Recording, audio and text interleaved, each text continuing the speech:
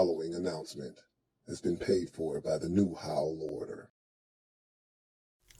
Whether the team is giving us the highest of highs or the bluest of blues, that's it all here. Command Nightly News. I, of course, am your host, Louie T. Thank you for joining me. Let's get to tonight's lead story. So, it's always enlightening for me when Washington doesn't play on a Sunday. And it doesn't happen often enough because we're not a very good organization nor team. So you're not going to get a lot of opportunities to not play on Sunday. And when you're a good team, either you're playing in the 4 o'clock hour or you're playing on primetime television. We haven't had our bye yet, so we haven't had many opportunities. We've only had 2 Thursday night games this year. And really, we've been on at 1 o'clock every other week, essentially. So, sans for the Denver Broncos game and the Seattle Seahawks game when we played out on the West Coast. So, generally on Sundays, we're so busy and fixated on our team that you miss a lot of what's going on around the league. And even though I go back and watch each game individually, it's not the same as watching it live, right? Because you get to really focus in live. At least I feel that way. Anyway, I always feel enlightened, somewhat empowered with knowledge after Washington doesn't play on a Sunday because I watch so much football. I intake so much of what's going on around the league. It gives me a better and a fresher perspective on our team. Because sometimes we get pigeonholed into thinking about things from only our vantage point. Like, nobody else in the league is doing what we do, right? But that's false. Now, the thing that I think I've been really hypercritical of Eric Bieniemy on is 4th down and short yardage situations and us going from the gun. That is a pet peeve of mine. And what I've found watching the rest of the league is that 4th and 1, 3rd and 1, 3rd and short, 4th and short is a gun situation for probably 80 to 85% of the league. Guess what? I don't want to be a part of that 80 or 85%. So there's that. So anybody out there that wants to tell you, oh, well, you watch the rest of the league, they're all doing the same thing. That's cool. They can do that. I don't want to do that on 4th down.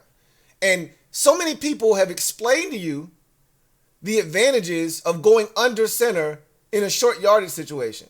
When you're in the gun, and they explained it during, Tony Romo explained it beautifully, which is one of the few things he did beautifully on Thursday. I mean, he was so biased. A lot of y'all complain about Troy Aikman and Moose Johnston and guys who have been doing it for years that you swear are biased towards the Cowboys. No. Tony Romo was vomit-inducing on Thursday, okay?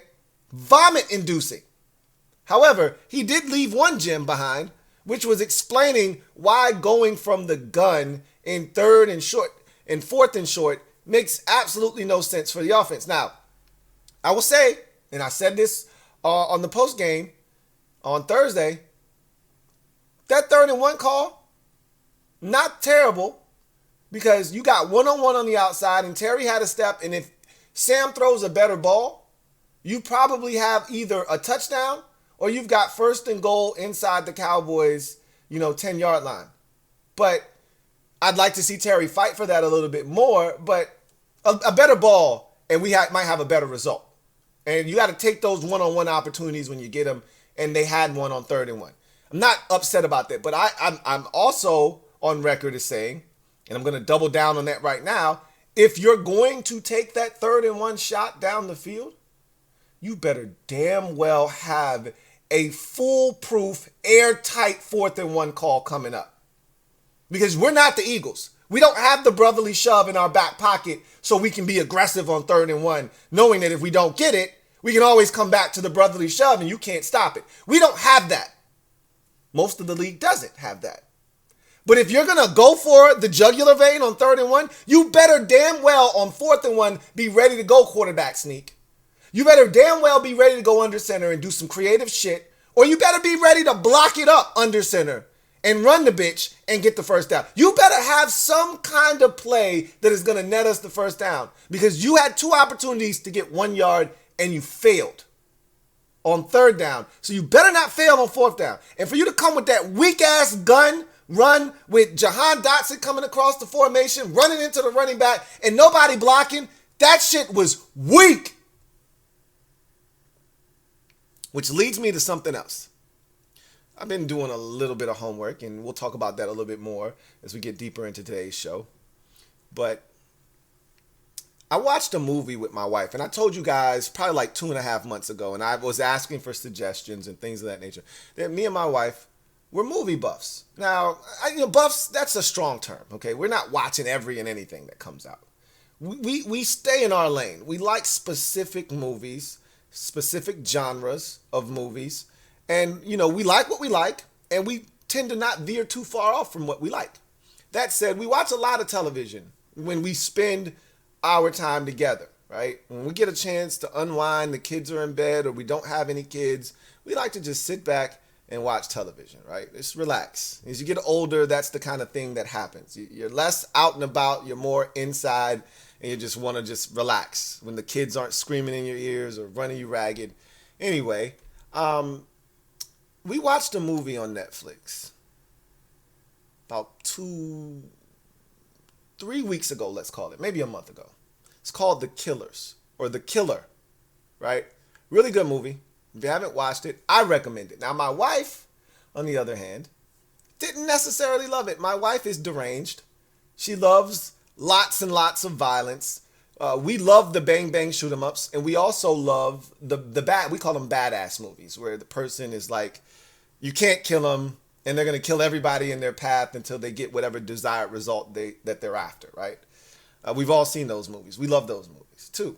This was supposed to be like a combination of the two, except there wasn't enough bang bang shoot 'em up for my wife. All right, a lot of I'm a psychology guy, so this movie really dealt more with the inner workings of a killer's mind, essentially. And when I say a killer, this guy wasn't like a serial killer. He was more like a contract killer, right? He was more of a hitman of sorts. He worked for an organization. I don't want to tell you too much of the movie if you haven't already seen it, but this movie pretty much deals with the inner workings of his mind, how he goes about his business, and why he's good at his job, right? And for my wife, it was too slow. It wasn't enough killing, too much talking, not enough shooting. And I was like, I like the movie, okay? Because it was right up my alley. It combined, the mental side of it, and then, of course, you still had some kick-assery involved. Yes, I just made that word up. I actually like that word that I just made up. Anyway, that movie got me to thinking. After I've perused social media, and everybody, I told you, we're one of the most fractured fan bases known to mankind because we've been beat up for so long. So fans don't know how to feel. They don't know what they want. They think they know what they want. They have no idea. Everybody thinks we should do it this way, that way, this way. Everybody's got their own agenda. Everybody thinks they know what's best for this team. And I'm telling you what my approach is. My energy right now and heading into the offseason, and it's not going to change, is the killer. Okay? Forbid empathy. Trust no one. Okay? These are things that he says throughout the movie. Fight only the battle you were paid to fight. These are the things, and this is what it takes to succeed. And this is how I'm viewing the offseason, right? As we finish up these final 5 games of the season and we head into this all-important offseason, these are the things that are cycling through my brain over and over again. Forbid empathy. There are going to be a lot of people that try to convince you, not a lot in this particular case. Ron Rivera has dealt with a lot. He had Daniel Snyder, and he had this, and he had that, and he dealt with cancer, and he's done all of these things, and, he should get a fair shot. Forbid empathy. In the movie, that's one of the things he does, is he forbids empathy. People beg for their lives. He doesn't want to hear it. Boom, 2 in the head. Now you know he dead, and you move on to the next, right?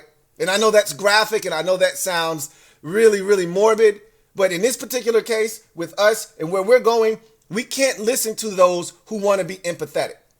I don't even want to hear from other teams' fans telling us, hey, you guys aren't bad. You just need to do this or do that. And, excuse my language.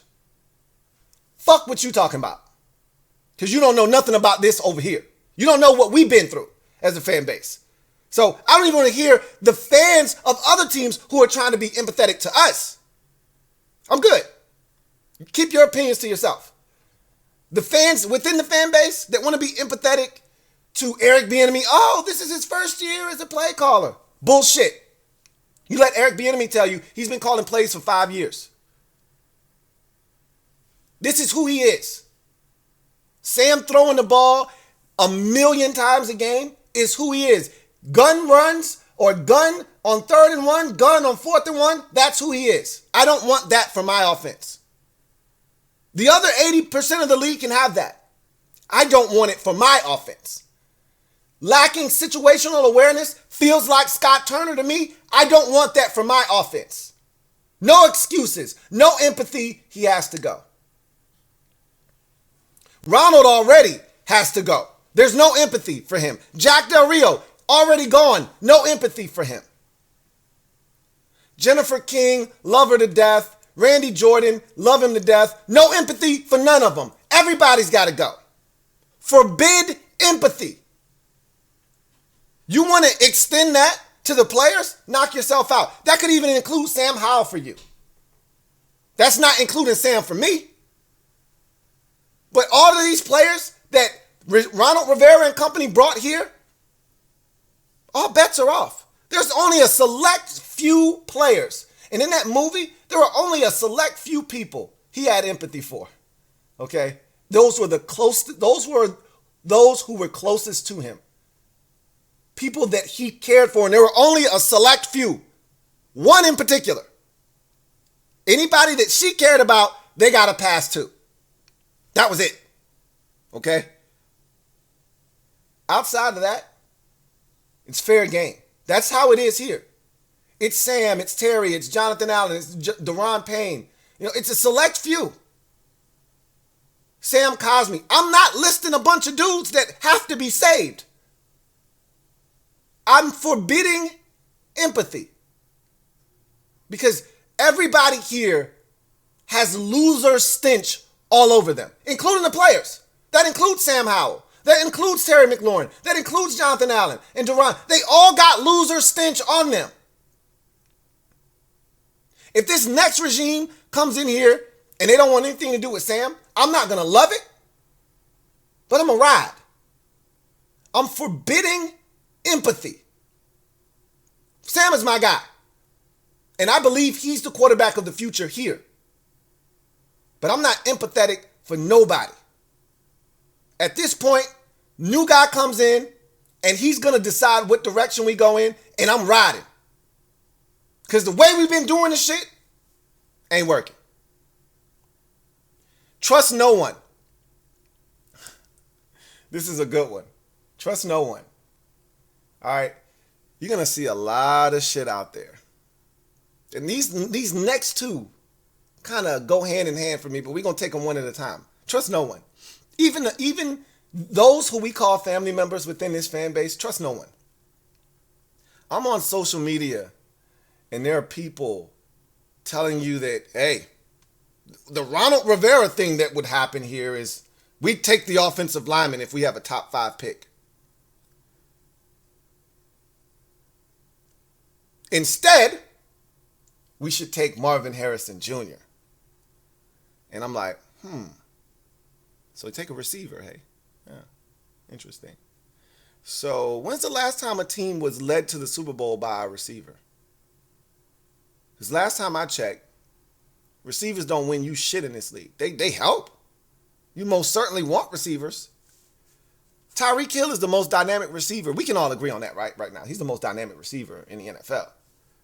And the Dolphins have beat, how many teams with a winning record this season? I'll wait. If I'm not mistaken, Tyreek Hill was on that Chiefs team that went to the Super Bowl and gave up 600 sacks to the Bucs because they couldn't pass protect. Wrong or wrong? Right or wrong? The Chiefs moved on from Tyreek Hill, went back to the Super Bowl, and won with Juju Smith-Schuster as their best receiver. True or false? But you know what they did do? They enhanced the hell out of that offensive line. They went out and they traded for Orlando Brown. They went out and they signed the guard from New England. They went out and they drafted Creed Humphrey. They went out and they drafted Trey Smith from Tennessee. They went out and they revamped 4/5 of that offensive line in one offseason. Because what happened to Mahomes in the Super Bowl to them was never going to happen again. Why? Because the offensive line is the most important thing after you already have your quarterback. If you can't protect that commodity, that shit is null and void. Look at what's going on in Carolina right now. Everybody thinks that their first overall pick right now can't play. If you watch the Panthers play, what they've done effectively is they've given him no protection. No real cast of receivers, tight ends, running backs, nobody with real talent around him. Offensive line that is a sieve. I mean, they got career backups in front of this man, and they expect him to somehow turn things around for them? It's a joke. If you think getting a receiver is going to fix this offense before a tackle, if you're drafting in the top 10, tackle should be your first priority. End of discussion. Nothing else needs to be said. If you're in a position to get one of the 2 top tackles in this draft class, you must get one. Now, if you somehow manage to fall back and 1 or 2 wins could do that, right? You win 2 or 3 games down the stretch and you end up with the 11th pick in the draft. Now we could have a different discussion. Maybe you're not in the range where tackle makes sense. The value is now gone, right? There's a significant drop off from the first 2 tackles to the 3rd tackle, those first 3 tackles to the 4th tackle, and now you're in that range for that 4th tackle or that 3rd tackle. Doesn't make as much sense at 11. Now you're reaching. Now you're drafting Jamin Davis instead of getting yourself the best player available. Then you can get a Brock Bowers and circle back and get the offensive lineman when it makes more sense. But if you're in a position to solidify one of the most important positions in all of football, you got to do that. Receiver isn't that. We got enough stuff at receiver for this team to be successful, contrary to popular belief. Okay? Let everybody tell you these guys can't separate this, that, and the third. Trust me, we got enough talent at receiver to win in this league. Don't let anybody convince you otherwise. You don't have to have Jamar Chase or Justin Jefferson as your number 1 wide receiver to win. How many Super Bowls have the Vikings won? How many Super Bowls have the Bengals won? They've been to one. They haven't won it. You know what's been the most important thing for Cincinnati? Fortifying that offensive line in front of Joe Burrow. That's been the most important thing. Jamar Chase is cool. But if they couldn't protect Burrow, you want to know what people were saying after Burrow's first season when he got his ACL torn? You know why he got his ACL torn? Because his offensive line was trash. You know the number 1 thing they were saying that offseason? Hey, we got to get Joe Burrow protection. And that's what they did. You'll be remiss, you're a fool if you think the most important thing this team can do with their first round pick, especially if it's a top 10 pick, is get anything but a tackle. If we're in the position to draft one of the top 2 tackles in this draft, the kid from Penn State or the kid from Notre Dame, we would be stupid to pass up on that opportunity. Trust no one. Don't trust those who tell you, hey, Washington should be thinking about Brock Bowers at 7 if that's where they end up. Or should be thinking about Marvin Harrison Jr. if they end up at 4. That's crazy talk. That's crazy talk. We could run back the same 3 receivers we got right now with better protection in a better scheme. I guarantee you those same 3 dudes will eat like it's Thanksgiving every day. Every day. We got to protect whomever's at quarterback. My money's on Sam Howell. You know how I feel. You know what it is. New. How? Order. Trust no one. Okay? But yourself. You know what you think this team should do. And I'm not saying that you're right. But don't let anybody else influence you, including me. You don't have to roll with what I think. I got my opinions. You got your opinions. They may differ. We may agree. Whatever the case may be, trust no one. It's a lot of bullshit out there. I tell y'all that in the offseason. It's a lot of bullshit out there. Be careful. Every hallway got some crack in it. Don't get trapped in it. Next point the killer made. Fight only the battle you've been paid to fight. And this is where a lot of fans get sidetracked.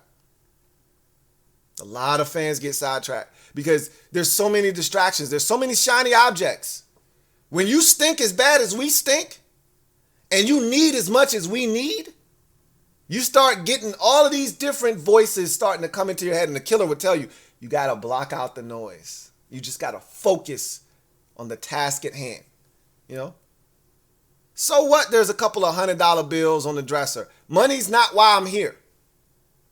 I went into this particular residence to either get this information or to terminate this person. Get in, get out, get done what you need to get done. No other purpose necessary, okay? If we're sitting there with a top 5 pick, top 7 pick, top 10 pick, don't allow, and I told you these go hand in hand, don't allow the shiny object of a top flight receiver like Marvin Harrison Jr. or a top flight tight end like Brock Bowers or an edge rusher. Don't let any of these things, because we can use all of them, don't let them distract you from why you're there. Fight only the battle you've been paid to fight. All right? Fight only the battle you're paid to fight. Our battle is fortifying the offensive line. And if we have a top 10 pick, preferably top 7, okay, 10, because you could be at 8 and miss out on the top 2 tackles. You get inside that top 7 and you're at 6, more likely than not, you're going to come away with a top tackle. You're going to come away with one of the 2 top tackles, which is what we need the most. Don't allow anything else to enter your brain. Don't fall for the banana in the tailpipe. Don't allow the distractions that's swirling around to suck you in. The objective is to fortify the most important position in all the sports. Understand the Eagles' dominance has little to do with all of the nice things that they've done. Those are ancillary. Hey, Devontae Smith, A.J. Brown is excellent. Jalen Hurts, fantastic. And he's been excellent. But none of this exists without the offensive line in Philadelphia. Who are we kidding, right? The brotherly shove doesn't exist. We keep talking about Jalen Hurts squatting a small house, and that helps a lot, trust me. It's really that offensive line, though. It's really Jason Kelsey and, the 2 tackles, Lane Johnson and what's my man that played rugby? I don't know why I'm blanking on the left tackle's name, but it's really those guys, right? How big they are, how physical they are on that offensive line. That's why you can't get to Hurts consistently. This is why they can run the brotherly shove without any incident, right? Without any pushback. With little to no resistance. Because guess what? Their line is just better than yours. Period. And so, to me, only fight the battle you're paid to fight. The offensive line, because right now when we look at this offense, I think if you clean up the offensive line and you get more consistent play calling, consistency throughout from the play caller, this offense can be fixed. The tight end, conversation, the explosive running back, those are all things we want. We don't need those things. We want those things. We could be successful right now without them. could be successful right now if we just had better offensive line play and more consistency from our play caller. Don't let all of the extra stuff fool you. We could have beaten Seattle. We could have beaten the Eagles twice. Should have beaten the Giants at least once. Probably should have beaten them twice with better play calling. But that's both an offensive and defensive thing, not just the offense, right? I'm strictly just talking offense, right? Seattle, Eagles games, both of them, and the first Giants game in particular. Better offensive play calling in those 4 games, and you win. 4 more games. Right? Like, let's not go, lose our minds over the fact that we're 4-8 right now and try to make it out like we're one of the worst teams ever. Now, clearly, things have changed. Right? There's no more Montez Sweat. There's no more Chase Young. We're not the same team that took the Eagles to the brink twice earlier in the season. That should have beat the Giants in week 7. Lost 14-7. We're not the same team, clearly. I'm aware. But don't lose sight of what's important here. We got to battle one, in particular, if you're in the top 5 or 7. Don't let anything distract you. We're not here for a wide receiver. We're not here for a tight end. We're not here for an edge rusher. We're here for an offensive tackle. That's the battle we've been paid to fight. This is what it takes to succeed. Focus, singular focus. Which takes me to my next point as we head to in other news. I did a little bit of GM research over the weekend. I'm guilty as charged. I'm starting the offseason preparation a little early. I know what's coming. You know, I think that firing of Jack Del Rio kind of sparked something in me because I've been told numerous times that Josh Harris is a patient man and that he's going to do everything with tact. He's going to do everything with patience and discipline, and he's not going to be rash in his decision making. That's everything that I want to hear out of my new owner. Conversely, the Panthers have an owner that acts like he's one of us as a fan. He moves on impulse. He lacks discipline. He gets too frustrated and he wants to take the fire everyone mentality. Shout out to my guy JP. You can't be a fan as an owner. Those two things don't mix. You can't be volatile. You can't be impulsive. You got to make sound decisions, and then you've got to be able to ride those things out. And look, if you've made a mistake and you realize you've made a mistake and it's a grave mistake and everybody can see it, then change is what needs to be done, right? But he's firing guys after 11 games. He's still paying Matt Rule money, by the way, who he fired, right? After, going full court press on him and firing him and then going, on this world tour, this big coaching search and landing on Frank Reich when the guy that was the right man for the job was sitting right in his face. But that wasn't a shiny enough toy for him. So he goes out and gets Frank Reich. That blows up, and now he's fired him too. He's acting as if he's Dan Snyder Jr. in terms of being impulsive. That's what you don't want. Our owner isn't that. So many of you wanted him to fly off the handle and fire everybody after the Bears loss. Oh, it's not necessary. What's that gonna do for you? He said, we'll evaluate everything after the season. Translation, everybody will be fired after the season. Cool. I got no problems with that. But with Jack getting fired, him being the scapegoat, it showed me change is coming. And I know this, but it's always nice to be reminded sometimes, right? It's nice to know you're doing a good job at work. But you know what's even better? A little bonus just to reinforce that you're doing a good job, right? You know, you're getting a lot of good grades in school. You know what's nice though is seeing that A on your report card. It's always nice to be reminded, to be reinforced that, hey, you're doing a good job. Sometimes as a fan, we need to be reminded, hey, this shit isn't going to stay this way. Help is on the way.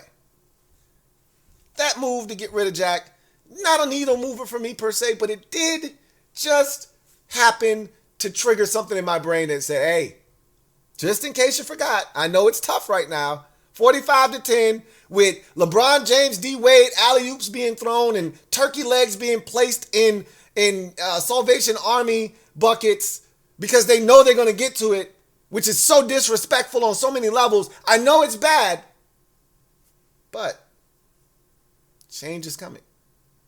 And here's a little peace offering. Here's a little reminder that change is coming. And so it prompted me to do a little GM work because I've told you already. A lot of you are fixated on the head coach, the offensive coordinator, defense. I don't care about none of that shit. The guy picking all of those people is the one at the top, the GM. Because even if he's indirectly in control of that, he's still in control. Because the GM is going to ultimately pick the players, but he's going to pick the coach. And that coach is then going to fill out his staff. But all of that starts with the GM. So that's the guy that I'm focused on this offseason in particular. Before anything else, a name popped up in my brief study. I didn't do a deep dive. You know, so the Browns have two, right? They've got a man and a woman. And, you know, I was thinking to myself,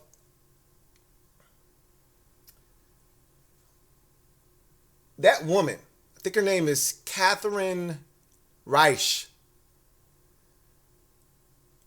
I said, she's probably a beast. You know how much she probably had to go through to get to where she is right now? How much shit she had to endure? People probably looking at her sideways. I said, she's probably a badass at her job. I wouldn't discount her. They've got another guy, Glenn Cook, who's also like an assistant GM with the Browns. I'm fascinated with the Browns because their roster is really good. I don't love what they've done at the receiver position necessarily. I think that's one of the places that they've been kind of negligent, so to speak. But, you know, getting Amari Cooper on a cheap discount the way that they did was brilliant. The Deshaun Watson decision, but I knew what they were doing, right? Somebody was going to do it. They were like, why not us? At the end of the day, you know, Adam Peters in San Francisco is a guy in a name we've mentioned a lot. But Ian Cunningham is the new name that has surfaced, that has emerged for me as a guy to watch this offseason that I am uber intrigued by. What I will do is in the description of this video and in the comment section, I will pin in the comment section a link to an article written about Ian Cunningham when he joined the Bears staff last season. He came in with their new GM, or he was new then, Ryan Poles, right? And he was made the assistant last year. And they did this long, it's probably about a 7-minute read or so. If you got 7 to 10 minutes, maybe even 5, depending on how fast you read. It's a nice introduction into who he is, his background, where he came from. This is a guy, former player, Ian Cunningham I'm talking about, assistant GM with the Chicago Bears right now, who I think they're killing it in terms of moves made. I don't love that each of the last 2 years they've given up a second-round pick for a player that they saw, you know, potential in. What that says to me, though, is the mindset for them, and this doesn't mean Ian Cunningham in particular buys into this methodology. He takes, but when you're an assistant GM, wherever you go, you kind of take in everything, and then you kind of trim off the stuff that doesn't necessarily align with how you feel. But you learn and you take bits and pieces from all of your stops. They value, or Ryan Poles values, players who have done it in the league, clearly, right? The second round pick he spent on Chase Claypool, a disaster. They've already traded him again, right? Gave up a second rounder last year to the Steelers. That didn't work out. They traded it for Montez Sweat. They've already signed him to an extension. He's playing well for them. They feel like they're getting their return on their investment already. Good for them. I myself would like to hold on to those second round picks. But the moral of that story is they've traded, back out of the number one pick, and they've used the capital that they've gained to continue to create more, like similar to what the Eagles have done with Howie Roseman. They'll take a draft pick, move out of that pick, move back, collect picks, use those picks to collect more picks, pick up more capital. If they need to move up, they can, but it's like the pick that keeps on giving. Then when they look to trade for somebody, they'll give away one of the picks that they got from somebody else's, not even their pick, right? And that's what the Bears have been doing, which is smart football. Anyway, Cunningham has an extensive background. He's only 38, which I love. I want the young. Everything about what we're doing, I want young. I want vibrant. I want guys, that have a different perspective. I don't want the old, laissez-faire, hands-off approach of these, older GMs, older coaches. I want new. I want young. I want vibrant. All right. I don't want antiquated. All right. So he's 38, which is like, oh my God, this is perfect. This is a guy that was an offensive lineman at the University of Virginia, was undrafted by the Chiefs, didn't make their roster, and immediately retired and said, I know what I want to do. I want to be a GM, right? I want to be around players. I want to be building a team. And Al Groh, who was was a head coach at the University of Virginia, was a mentor to Ian Cunningham. And he, used his magic to put in a word for him, and he got him an interview with Ozzie Newsome, who was at the time the GM of the Ravens. Ozzie interviewed Ian Cunningham, was blown away by him, and made him an intern of sorts. Gave him a job as an assistant in the Baltimore Ravens organization when the guy was 23 years old. And he's just worked his way up from there. So he cut his teeth under Ozzie Newsome, and the article talks about how he used to pick Ozzie's brain. Like, Ozzie's one of the best to ever do it, guys. That's why Baltimore is in the position that they're in. Eric DeCosta learned from Ozzie Newsome, and they just continued on tradition. He then goes from Baltimore to Philadelphia. All right. And now he's in Chicago. So this guy has an extensive background. He's learned from some of the best in the business. And he's only 38 years old. I can't express that enough. So he's not closed-minded to the ever-changing landscape of the NFL. He's young. He understands that shit changes. And if you don't change with it, you get left behind, right? Which is what the last regime failed to realize with Rivera and Mark Mayhew. And, they didn't understand that this is an ever-changing, ever-changing climate. And you have to adapt and adjust. I'm going to attach the article so you can read about this guy. Him, Adam Peters, are two of the guys that I think stand out for me right now. Again, I wouldn't dismiss Glenn Cook of the Browns, but I got a 2-horse race right now. And my lead dog in the clubhouse is Ian Cunningham. We're down bad right now as an organization, as a fan base, as a team, etc., etc. Normally, after Thanksgiving, after week 12 hits, one of my favorite things to do is start to look at the playoff scenarios and start looking at where we sit and, what number we're at this week. What do we have to do if this team loses, and then we win? This is what could happen. That shit doesn't apply to us this year. We stink. So instead of looking at playoff scenarios, which the good teams do this time of the year, we're looking at TANKATHON statistics. Man, it sucks right now.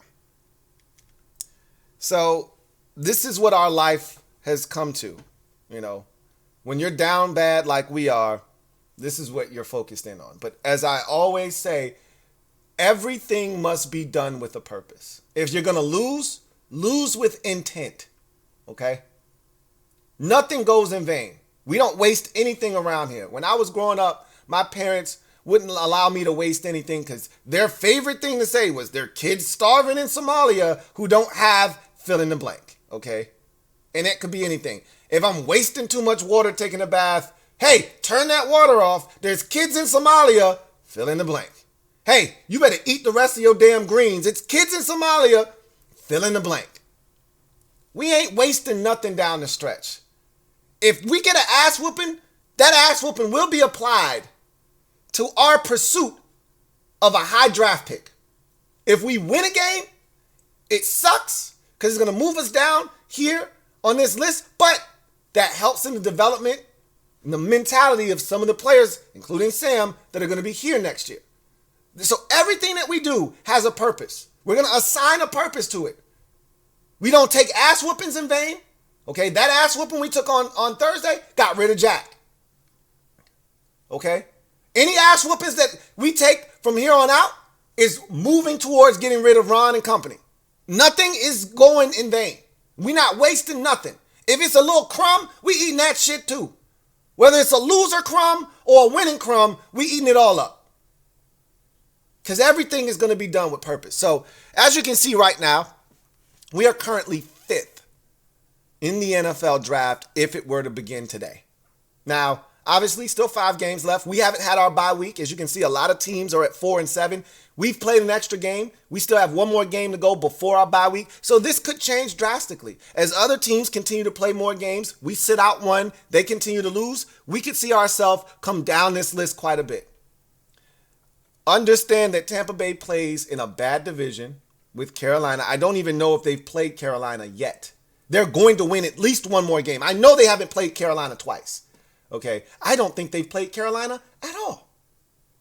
So they're going to win at a bare minimum one more game, possibly 2. All right? The Jets, we play the Jets. We control what happens with us and the Jets. We want the Jets to have a higher draft pick than us. We beat them. If Aaron Rodgers comes back, we're losing that game. I don't think he's going to come back because the Jets are going to suck by the time we get to that week 15, 16, whatever week that game is. They're going to be out of it. What does he need to come back for? The Chargers are going to win more games. Who are we fooling? Like they're not as bad as their record may state. The Titans play in a division that's going to allow them to win at least 2 more games, okay? And look, they win at home. They don't win on the road. They've got at least 3 more home games this season. They'll win 1 or 2 of those, okay? So really, you don't need to worry. The Giants, they may not win another game. It is what it is. At the end of the day, you look at this list, we're going to be a top 7 team. I can't see the Bucks, the Jets, the Chargers, or the Titans, who are all 4-win teams at this point. I can't see them remaining at 4 wins. As a matter of fact, outside of the Jets, who absolutely stink right now, just like us, outside of the Jets, I can't see any of those teams not winning 2 more games out of their final 5 or 6, depending on how many they have left. I can't see those teams not winning 2 more games. We're not winning 2 more games more likely than not. Again, if we are able to sneak the Rams and the Jets, those are the 2. If Dallas doesn't need the Week 18 game, maybe we get that one. The Rams, I'm starting to look at the Rams differently. If Stafford's healthy, we're not beating them. I watched what they did to Arizona yesterday. That was brutal. And watching how they're operating, they're only getting better. We're not going to have anything for them coming off that bye week. So I don't see us beating the Rams, but we can beat the Jets. And we can beat Dallas in Week 18 if they're not playing their starters. They don't need the game. But right now, looking at how we're constructed, we're not beating Miami. We're not beating San Francisco, right? We'll see what happens with the Jets. But I like our chances to be top 7. I like our chances to be top 7. And depending on how shit goes, we'll see what Chicago does. We don't want Chicago winning, by the way. Just understand, we need that second round pick to be as high as possible. We need Chicago. We don't mind Chicago staying in front of us. What we don't want Chicago to do is to get hot, win 3 out of their final 6 games of the season, and you look up in their second round pick that we have currently in our possession ends up being the 43rd or 44th pick. That's what we don't want. So I don't mind Chicago losing 5 out of their final 6 games of the season and ending up 4 and 13. That's what we need, actually. And also, let me just remind you that this isn't based off of head-to-head. Like, the Giants beat us twice, but we're still in front of them. Why? Strength of schedule. So keep that in mind. That column, that fourth column that says SOS, strength of schedule, that matters after your record. That matters the second most. Okay, that's the first tiebreaker after your record. If you have the same record, they go to strength of schedule. Because what that says is, if you played a weaker schedule and you still produced a bad record, you need the higher pick more. If you played a tougher schedule and you didn't win, okay, you got a built-in excuse, right? You played a tough schedule. But if you played a garbage schedule and you still didn't get it done, yeah. You need to pick more than the other team. So right now, looking at our strength of schedule, that's why we're ahead of the Giants, even though they swept us this year. Okay? So that'll only play itself out after, all the games have, been played, the dust settles and the smoke clears. We'll see what everybody's schedule looks like in the teams that we all had to play. Right? So, again, we're in a good spot. I'll just say that. Anyway, I digress. Ronald talked about Emmanuel Forbes' elbow and how it might be a more serious, which sucks. You just want the young boys to be able to play, right? We need to know what we got, or show me some more flashes so I feel good going into year 2. His season could be done, right? We don't know the severity of it. He didn't get into particulars. I didn't listen to it. I got this off of social media. I'm done listening to Ronald. I have no desire to listen to anything that man has to say anymore because, again, I'm just counting down the games at this point till his departure. So they use Jack as a scapegoat, so he won't be there on Wednesday. It is what it is. I don't think anything is going to change with the defense. We'll see what happens on Sunday. I expect Tyreek Hill to go off for I put the over-under, I set it at 175 yards. I think there's a chance that he goes over that, personally, But we'll see. Who knows? If they put juice on him, he's definitely going over. I will say that. And even if they put Kendall on him, Kendall can get that work. But I'd feel a lot more confident if Kendall were on him. But if they put juice on him, he's definitely going for 2 bills. Straight up. Anyway, it doesn't really matter. You pick your poison. If both him and Waddle are healthy, we can't stop both of them. Shit, we can't stop either of them. Who are we kidding? We just got to hope the Dolphins don't score 50 on us. Ouch. That shit hurts. And the game hasn't even gotten here yet. That shit already hurts. I'm already thinking, ow, ow, ow, ow, ow. That shit hurts already. Anyway, that's going to do it for me, your man Louie T, here on this installment of Commander's Nightly News. You know what it is. Post up. Take command. Look forward to chopping it up with you guys again tomorrow. We will be live tomorrow over on the NFC East Super Friends channel. Look, I'm not going to even hold y'all. I'm going to try not to be, all up in the mix. I'm not going to insert myself where I don't belong. This is more about the Eagles and the Cowboys at this point. And if they got anything they got to say to me, I'll answer those questions. But I'm gonna let the winners talk. I'm gonna kind of fall back on this one and not say too much, because when you 4-8 and you've been swept by one of the worst teams in football, what more can you say, right? I just probably need to just keep my mouth closed this time around. So we'll see how it goes. Anyway, if you still want to come over and support, please, by all means. Like, I'm not rallying the troops. Like, I need y'all to have my back. It ain't that type of party this time. I'm trying to stay out of the way. Now, you know how it is. If they provoke me, then I might get nasty. But I'm going in there with my head down, and I'm just trying to go and take care of business, right? Human-like. I ain't trying to be in the way. I ain't trying to start nothing. I don't want no static. I want no smoke. I'm just trying to go in and do my job. Anyway, we should be live tomorrow night. Wednesday is not a good night for Bad Dog, so we may alter the schedule and go live tomorrow night. So be on the lookout for that. If we get confirmation, if I get confirmation from all 4 or the other 3 members, then we will go live tomorrow night at 8. So I'll be posting about it. You guys will know either way. Anyway, you guys enjoy the rest of your day. You know what it is. I'll see you guys next time. Take care. Here comes the Diesel. Here comes the Diesel. There's the snap, hand to Riggins. Good hold. He's got the first down to the 40. He's gone. The 35, the 30, the 20.